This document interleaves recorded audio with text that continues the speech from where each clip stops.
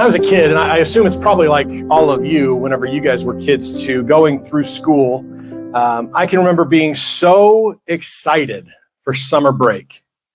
I can remember in my head, I would usually have a countdown going, starting from day one. I couldn't wait to get back to summer break, to where I didn't have the responsibilities, didn't have the homework, didn't have to deal with the boring classes about subjects I just frankly did not care about. I'm going to guess that you guys probably all had that subject too. And I think for all of us, it was probably algebra. Sorry, math teachers. You get excited about algebra. We did not. But I couldn't wait until I could finally get to the point where I could go back to sleeping in as late as I wanted to, or at least as late as my dad would let me, where I could just kind of have my days be my own and do my own thing. I couldn't wait for that final bell on that final day to ring. And so I could finally get out there and enjoy my summer. It was the absolute best feeling in the world. It was like Christmas and your birthday rolled into one. Just that feeling of knowing I'm free. But now as an adult, and particularly with school-aged children,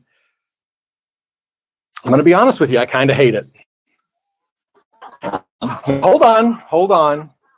I want to be clear as to why I hate it. It's not because I'm not a fan of fun. It's not because I hate being around my girls. It's never that one. I love being around them as much time as I possibly can get. It's not because I'm an old man, yelling at the clouds or anything like that. I hate summer break for one reason and one reason only, and that's because it completely destroys my routine. I am very much a creature of routine. I like my days to look a certain way every day. If I can keep relatively the same routine every day, I'd love that. It'd be fantastic for me. I like waking up at almost the exact same time every day. I like going to bed at almost the exact same time every night. And for 9.5 months, I get my routine, and it's great, and I love it. And then summer break hits, and that routine goes blown to smithereens. And in fact, it's actually getting kind of worse as the girls get older. They're staying up later and later every night. And as dad, for whatever reason, I've got it in my head that I have to be I've got to be the one to make sure the doors are locked, to make sure that the lights are turned off, and make sure that everybody is at home safe. And so since they're staying up later, that means I'm staying up later than I want to. They're not having to get up at a certain time every morning, which means that I don't have to get up at a certain time every morning. And I don't like mornings anyway, so not having that responsibility of the alarm clock is not great for the day in and day out schedule either. Some of the activities that they're a part of that they would normally have practices or lessons after school now have them during the mornings. And because Mandy's job is not exactly one that allows her to take a break to run a kid to violin lessons or summer basketball, I don't know why. I mean, the patient just can't sit there while hold on, I'll finish your filling when I get back. I think they would understand, but don't. So you can probably guess as to who's playing taxi most of the time for those activities. And when trying to get them up on a summer day is nearly impossible to do. I mean, they're finally at the age where we can leave them alone for most of the day, and it's okay. But we also have a dog that needs to be taken care of who likes chewing on things that she's not supposed to chew on, and we need somebody to monitor that. So I need to wake up the girls every morning before I leave, and they don't like that very much. In fact, yesterday, we didn't get them out of bed. Should I tell them, Mandy? Till 1:40 in the afternoon. Now, to be fair, it was the day after camp, but I tried to wake them up at around 11, and then I went down to the garage to go work on some stuff and came back up to my lunch, and they were still asleep. So I fixed that. But if there is one upside that I can point to, it's the idea that we can give them the summertime chore list. Like, there is a list of things they're expected to get done every day that I don't have to do, and that's great. I like that. But it's the routine of it that I can't stand not having. Again, it's not that I don't want my kids to enjoy their summer break. It's not that I don't want them to get involved in any activity that they want to be involved with. I want them to be able to do that stuff. But it's simply the fact that summer break destroys that built-in day in, day out routine for me. And it kind of seems like as I get older, it's harder and harder for me to recapture that routine when school is back in session. I don't know that I ever thought of myself as the type of person who would call what I do every day a routine, but here we are. Suddenly I turned into my dad. But we are all, whether we know it or not, creatures of habit and routine. I mean, chances are pretty good for you that your days resemble each other, at least in some semblance or another. There's a vague pattern to your day that you could kind of identify as being your routine. People have their schedule so chaotic that they can't call anything a routine. I'm going to guess for most of you, you wake up roughly the same time every day. You go to bed roughly the same time every night. Unless you're one of those people who has a floating schedule, but even still, you're how you act when you wake up, how you act before you go to bed is going to look roughly the same. We are creatures of habit and routine. And so once that routine is broken, it throws a great many other things into chaos for us. It can make our entire day feel like it's just off. If we've ruined our routine in some way, shape, or form, had one of those days where it just felt like something is off all day long. You can't put your finger on it until about 3 o'clock in the afternoon. You're wondering, why did I have this massive headache? And then you remember, I didn't. Finally, one of your friends or your spouse, it's usually almost always your spouse, is willing to point out to you, hey, your breath doesn't smell that great, that you realize, I forgot to brush my teeth this morning. When one small element of our routine is changed or is altered or is different for us, it can throw the entire day off for us because we need that routine. We are creatures of habit. And so because of that, we kind of have a problem when it comes to breaking routine. And the problem is that some of the things that are part of our routine aren't always the best thing for us. Some of the things that we allow to go from habit into routine are actually bad habits to have. Right? I'm not the only one who has some bad habits that I wish I could get rid of. Okay, cool. It's just me. Got it. But the thing about it is bad habits can easily make their way into our routine. And I don't think it ever started out. I don't think anybody intentionally sets off to build in habit as part of their routine. It's something that happens gradually. I tend to believe that nobody ever intentionally becomes an alcoholic or a drug addict. It just so happens that the activity that they participate in from time to time eventually becomes a habit for them. And when it's habit becomes part of their routine. And now all of a sudden we need that to happen every day. We need that to happen every week. We need that as part of our routine, or else everything feels off. We don't feel like the same person. And once that routine is established, it becomes difficult to break it, even when that routine includes something that we know is not good for us. And as Christians, that also includes sin in our hearts. Most of us don't treat sin like Baskin Robbins, where we can try every little bit of flavor. Right? Like I don't wake up in the morning and think, well, I tried lying yesterday. Maybe today I'll try murder. If that is you, consult a therapist, please. But almost all of us, we kind of stay to the same things, right? We all fall into the same pattern of sinful behavior. It tends to be the same sinful pattern of behavior over and over and over again in our lives. We rest because it started off as an activity. And then that activity became habit. And then that habit became part of the routine. And now the idea of breaking off from that is difficult for us to even consider because it is just ingrained within us. There's an author by the name of Richard Foster who actually describes sin as being a cage that we cannot break free from. The problem is that we're the one that put ourselves in that cage because we allowed something that was moment to win out. And once we discovered that, hey, this was kind of great, we kept doing it. An activity became a habit, and a habit became a routine. And now we find ourselves in that position where we know that this is against God's design for us. We don't feel the same rush that we used to. We don't even get the same temporary satisfaction that we may have felt when we first engaged in that sinful behavior, but we can't seem to break free from it. Even though we know it goes against God's design for us, even though we know it goes against who we're supposed to be, we are trapped in a vicious cycle of continually failing. And we don't know how to break free from that. We keep doing the same wrong thing over and over again, stuck in a pattern of sinful behavior, and we are uncertain to break out from it.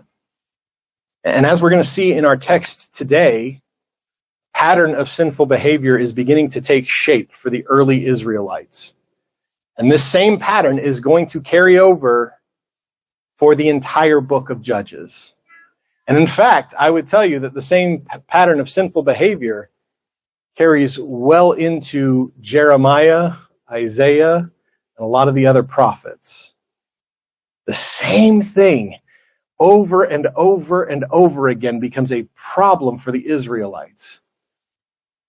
You've heard me say, we talked a little bit about this last week, that I consider the book of Judges to be the most depressing book in all of Scripture. And part of that is because we keep falling into the same problems over and over and over again, and we don't seem to be able to learn the lessons of the generation before us. A new generation arrives, and they struggle with the exact same thing that their parents did before them.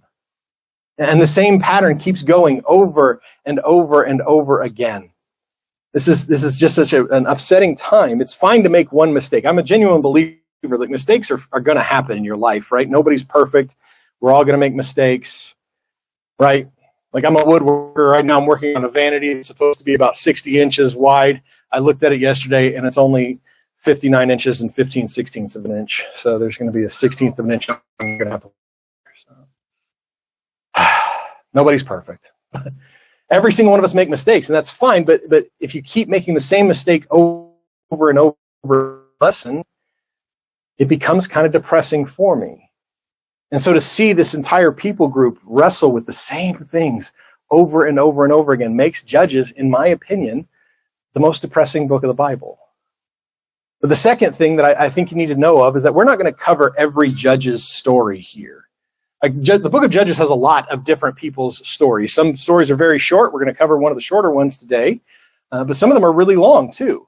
And so by means of that, we're not going to be able to give it the full scope of it. So I want to challenge you that as we continue on through this series, make sure you take the time to read the whole book yourself. Because there's going to be things that we're going to reference that if you don't read, you're not going to fully understand. You're not going to fully grasp. But part of the reason why we're not covering it is the first thing, because I consider this to be the most depressing book, and I don't want to dwell on it any longer than I have to. But the other side, we're halfway through the year, and we just now got the people into the land, a lot more Old Testament to cover. So we got to move. We spent way too long on Jacob. Yeah, he ruined a lot of things, including my sermon schedule. So I'm sure that's what he was thinking about. But today we're going to be spending our time in Judges chapter 3. So if you want to turn there for yourselves, that would be greatly appreciated. But getting there, like we do so often, I think we need to kind of revisit some of the things that we covered last week. Because it is that failure of Joshua's generation that's going to be repeated a lot. And so if we don't understand how Joshua's entire generation failed, we're not going to understand why we've set the stage for failures to come. We saw last week that after the people had taken the promised land, they proclaimed that not only were they going to follow God, they were going to have their entire families serve God. And then they didn't. And we know that they didn't because in Judges chapter 2, verse 10, it reads, "And all that generation also were gathered to their fathers. And there arose another generation after them who did not know the Lord or the work that he had done for Israel." This is going to be the catalyst for a great deal of Israel's struggles to come, for literally generations of struggle, generations of issues of wrestling with the same stuff, and it all stems from one generation's failure. Because one generation messed up and didn't do the things that they were supposed to do. The entire nation of Israel is going to struggle for generations to come. It's wild to think about, isn't it? Really makes you rethink the ways that you're raising your kids, right? Just me? Okay, cool. But Judges actually kind of lays the groundwork for what this cycle is that we're going to see over and over again. pattern is for the people of Israel that we're going to see throughout the rest of the book. And it says it in Judges 2, verses 12 and 13. It says, "And they abandoned the Lord, the God of their fathers, who had brought the land of Egypt. They went after other gods from among the gods of the peoples who were around them, and they bowed down to them, and they provoked the Lord to anger. They abandoned the Lord and served the Baals and the Ashtaroth." Just like the generation of the Israelites who made the golden calf, these folks are so quick and so easily prone to falling in with false gods. Isn't it wild to think that the same things that generations have struggled with before them continue to be a problem for generations after? Kind of upsetting. God would then send a foreign entity into their lands to make the lives of the Israelites miserable, and then they would finally turn back to him. And in verses 16 and 17 of chapter 2, it says that they seem doomed to do the whole thing over again. Because then the Lord raised up judges who saved them out of them, yet they did not listen to their judges, for they, this is a fun word, whored after other gods and bowed down to them. They soon turned aside from the ways in which their fathers had walked and had obeyed the commands of the Lord, and they did not do so. Again, all of this is simply setting the stage for what we're going to be reading throughout the rest of this book. And I know we're talking a lot about it right now because I want to make sure you understand this is a pattern of behavior we're going to see over and over and over again. So if some of these sermons feel repetitive to you, well, it's because the people kept struggling with the same things.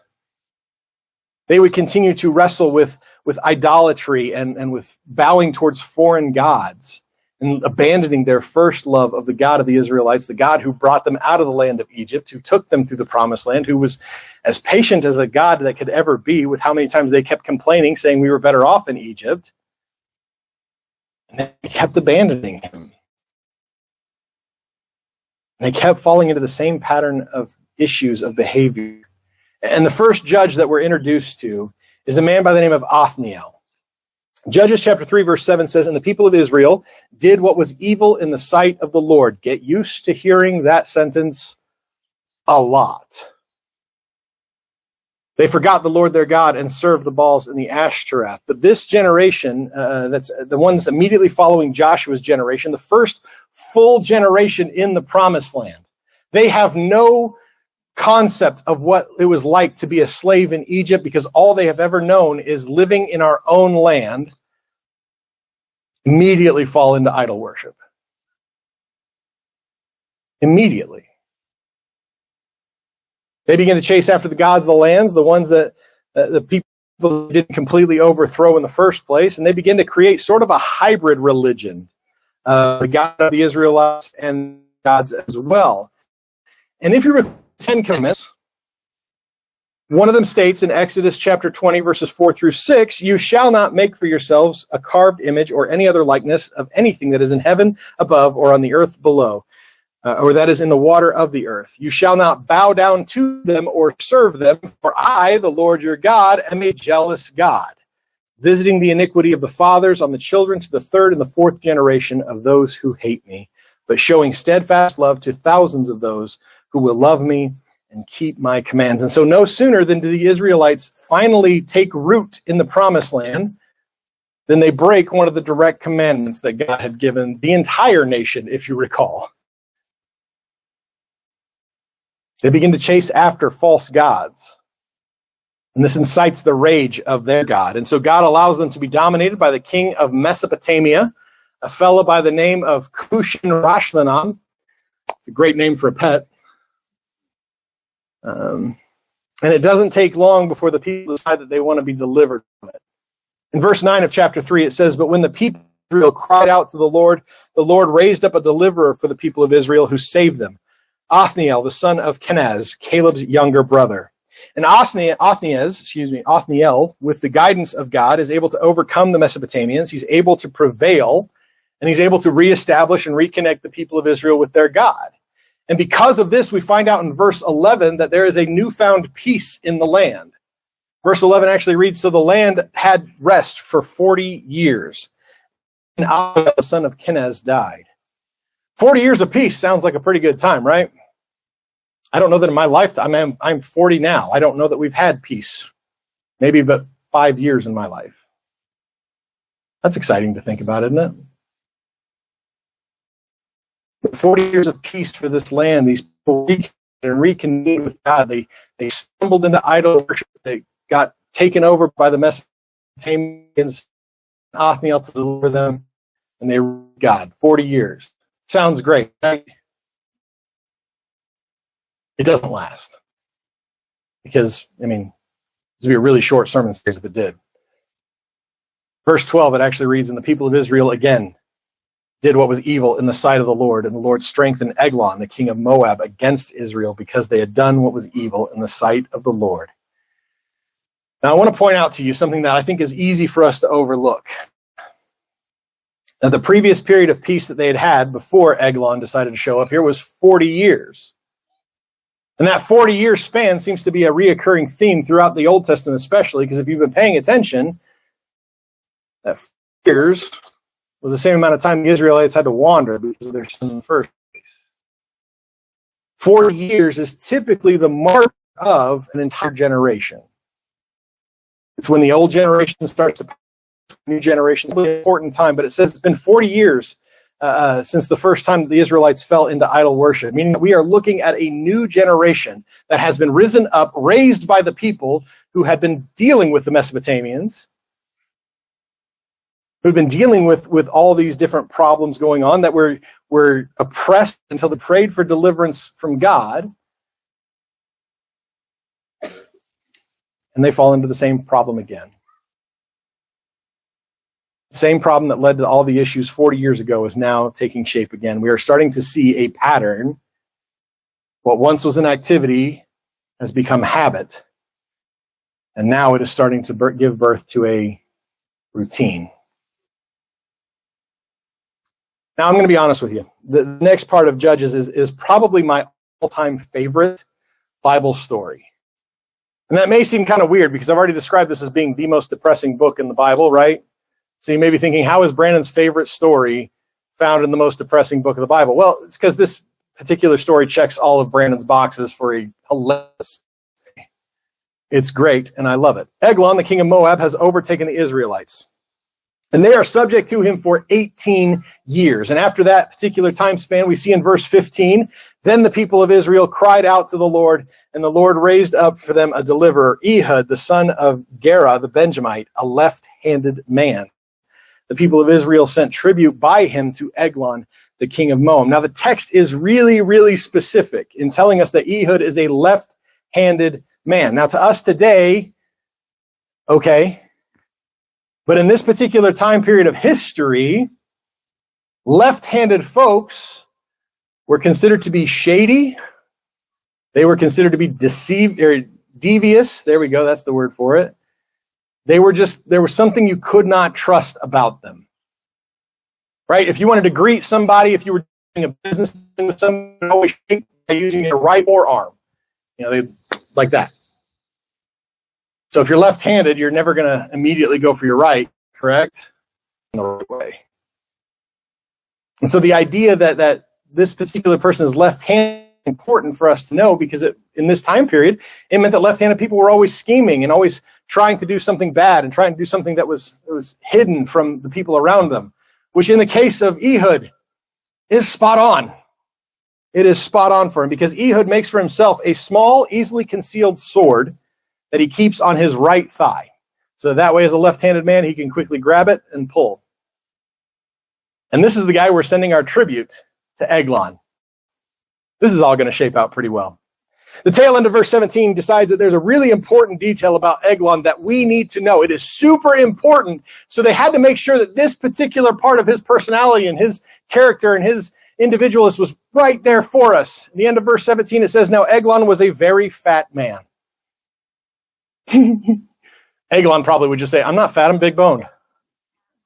I mean, that's what I've been saying, but this is good. Brings Eglon the tribute. Ehud tells the king that he has a private message for his majesty. That's something that I need to share with you, and we need to do it as privately as we possibly can. And so Eglon takes Ehud to what is referred to as a cool roof chamber, which apparently is just a spot that's designed to provide some shade. They're in a desert environment. You need some place to go and cool off. When I saw a cool roof chamber, my first thought was, oh, this is where Eglon keeps his action figure collection. Okay, that joke was funny to me. But it was a nice, quiet spot where you could go and get some relief from the heat. And it was also kind of known as a spot that you could get a different kind of relief. Yeah, that's a nice way to put that. It was a spot for, let's call it, private time.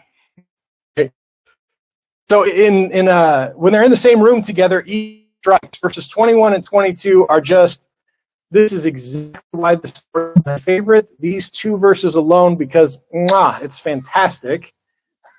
It says this, and Ehud reached with his left hand, took the sword from his right thigh, and thrust it into his belly.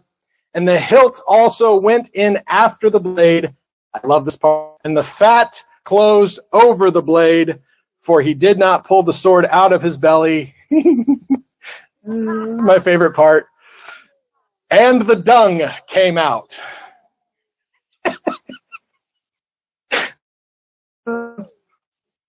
Robin, don't shake your head at me like that. It's a good story. Anyway. My favorite part, and I didn't put this in my notes, but I'm sharing it with you anyway, is that because the last four words there, that's what I'll say there, all the king's servants, they don't know what happened here. Ehud is able to escape on his own, and they come up there, and there's a stench.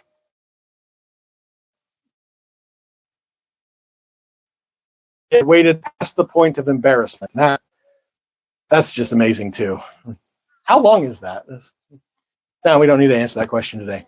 But again, after this is over, after Eglon is finally defeated, the Israelites are able to escape from the Moabites, and once again there is peace restored in Israel. Verse 30 says, so Moab was subdued that day under the hand of Israel. And this last part gives you just the faintest idea that maybe, just maybe, we've learned our lesson.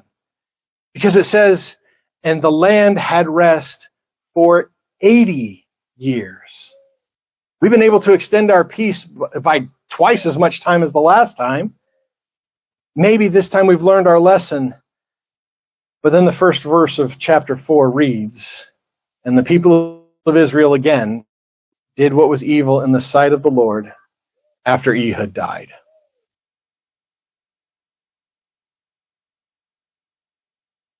It's so easy for us to shake our heads at the Israelites for consistently falling into the same pattern, sinful behavior over and over and over again. And in fact, I think that's something that we should be doing. We should be able to feel a little bit of the right? It should be the sort of thing that we wonder, why in the world do they keep falling into the same pattern over and over again? But the reality is that so do we.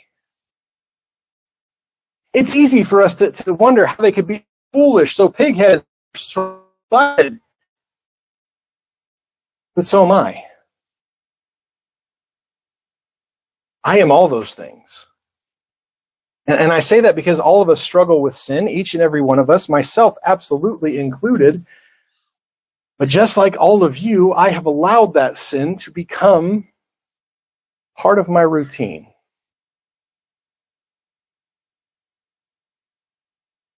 I fall into the same patterns over and over and over again. And once it's part of that routine, it feels like there is no way to break free from that. If sin is a cage, like Richard Foster said, and we start to wonder, like most prisoners do eventually, am I ever going to get out of here? But I want to point out something to you in this text that we just covered. Something that, again, I think is easy for us to overlook, and it's something that we've seen twice now. When things were bad, when they wanted to get out from under the oppression of these foreign nations, what did they do? Both times, they cried out to the Lord. There was an ingrained element to them that knew where the salvation was going to come from, where they were going to finally break free from this cage that they found themselves in, and that it was only going to come by pursuing after God himself. And so if we want to break free of our own sinful patterns of behavior, it's going to start with when we first cry out to God, when we get to the point where we hate our so much so, and that's really our problem, is that we don't hate our sin enough. But if we get to the point where we hate our sin, we're going to plead with God, God, help me to get rid of this. And I believe that God is faithful, and he's going to help us do that. And one of the ways that I think he's going to help us do that is if we feel trapped in our sinful behavior, pay attention to the routine that you're in. Right? So many of us, our routine has become so ingrained with us, we don't even think about it anymore. It's just part of our everyday occurrence, and so we're just used to that. But if we pay attention to the things that lead up to our sinful part of our routine, then we can start to make small changes. Right? Every person who wants to lose weight, they don't do it by just doing a strict cold turkey diet, and I'm going to lose 50 pounds by next week. It's never going to happen. It happens when you take small, manageable changes. And so if we want to see our sin start to leave our routine, start to finally break free from that chain, the way that we're going to do that is when we first make small, manageable changes in our behavior. What's going on in our lives. If we feel trapped in this sinful behavior, pay attention to what you do beforehand. If going home a certain way every day leads you into some semblance of temptation to do that thing that has become routine for you, find a different route home. If staying up past a certain hour every day leads you to fall into temptations to do something that you know you shouldn't, go to bed earlier. Change those small things in your routine. Make those things happen, and maybe reevaluate some of the things around you. Because for some of us, the sinful behavior happens when we're around a certain group of people. We want ourselves to be around this person and allow them too much influence in our lives in the first place. As we start to understand what the pattern is that leads us through that routine, when we start to make small changes, we're going to see it over and over again. Because here's the thing, sin is a part of our constant struggle. Firm believers that wrestle with sin until they're throwing dirt on it. That's probably the same. Every single one of us are going to struggle with this until we breathe our last breath, until our final heartbeat hits, until this life is over. But the beautiful thing about our faith is that we don't need to wallow in our continued failure. Because with our faith, there is grace. Because of what Jesus Christ did for us on the cross, that grace is freely offered to us. He has separated our sin from us as far as the east is from the west. Through his grace, we can break out of our pattern of sinful behavior. Because as the Apostle Paul would write in Romans chapter 5, verses 20 and 21, and we will close with it today. Now the law came in to increase the trespass, but where sin increased, grace abounded all the more. So that as sin reigned in death, grace also might reign through righteousness, leading to the eternal life through Jesus Christ our Lord.